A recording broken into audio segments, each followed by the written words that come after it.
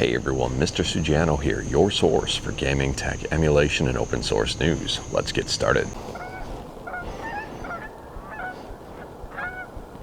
Alright, to kick things off, still sailing the high seas here, and today we're in Mexico, which is really exciting. Anyways, speaking about exciting, first up on the docket, we're talking about PlayStation 3 emulation with RPCS3. And the RPCS3 team has done it yet again. Absolutely insane here. So listen to this announcement up on Twitter. Do you miss PlayStation Move? Miss it no more, because we're not leaving it behind in 2010. Megamouse has been hard at work reverse engineering and implementing it in RPCS3. PS Move support is now good enough that Just Dance 3, the first of the series on PS3, is now playable.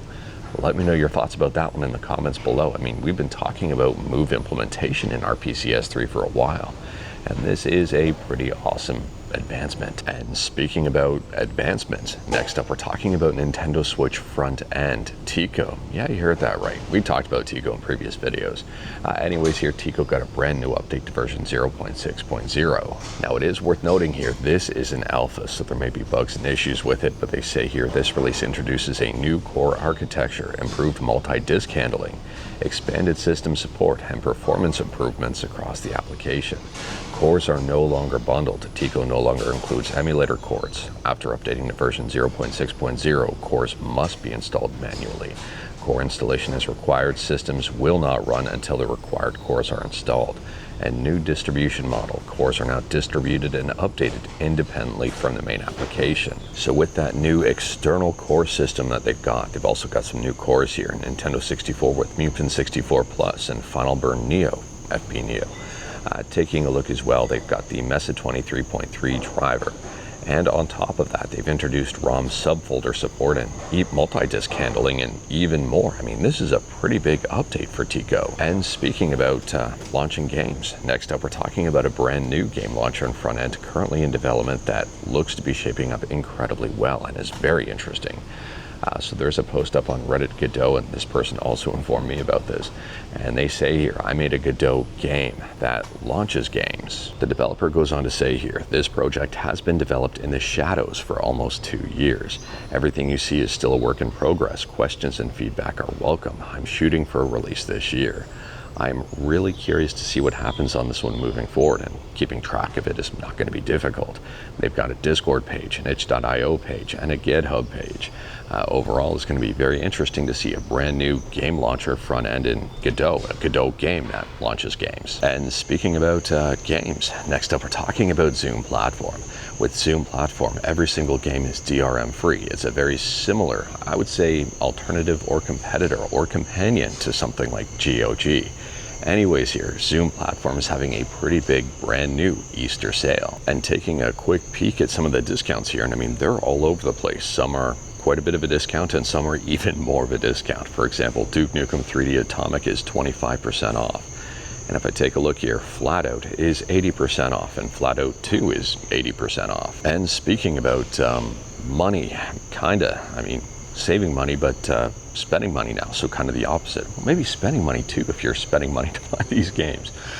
Anyways, we're talking about the Super Mario movie, and we had talked about this one in a previous video because it had a very interesting mixed reaction from critics, and seemingly from the audience it was a mostly positive reaction.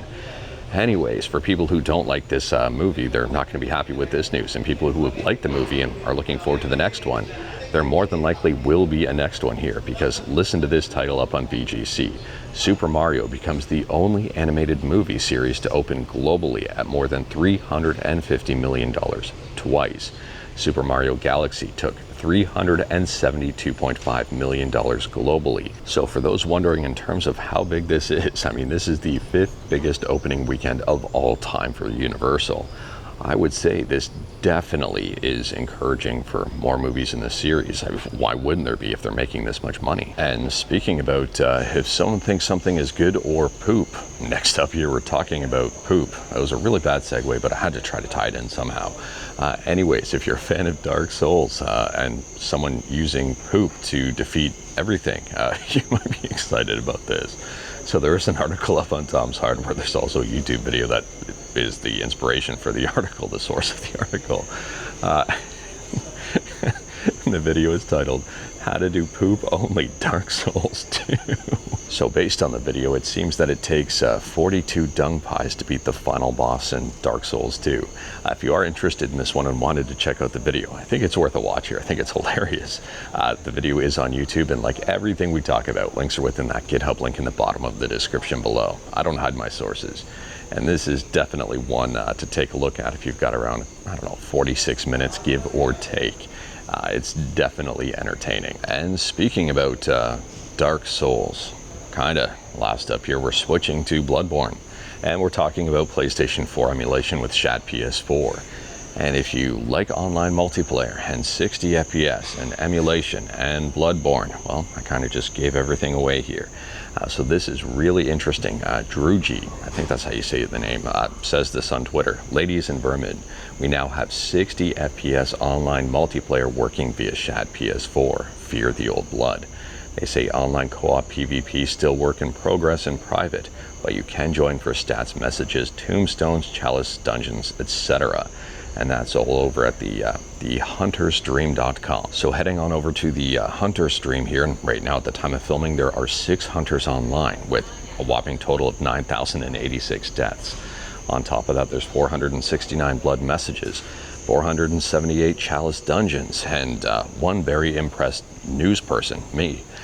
Taking a look at this overall, I think this is amazing for Shad PS4, PS4 emulation, and the PS4 emulation community altogether, and Bloodborne fans. Let me know your thoughts about this one in the comments below, but I think this is really exciting for the future of PS4 emulation outside of Bloodborne, but also including Bloodborne. But anyways, that is all I've got for you in this one. Straight to the point, all stuff and no fluff. For the audio, I think I got it a little bit better in this video. I've got the low cut filter on to try to get out some of the lows from my voice here, and also try to reduce, I guess, some of the vibration noises and stuff in the microphone from the boat. Let me know your thoughts. Again, trying to do my best here, and I do appreciate all the comments and positivity surrounding that. We talked about a bunch, so let me know your thoughts about anything we talked about in the comments below. If you like this video, leave a like. If you didn't like this video, leave a like. Hit that subscribe button, check out my other videos. Don't tempt fate, save your state.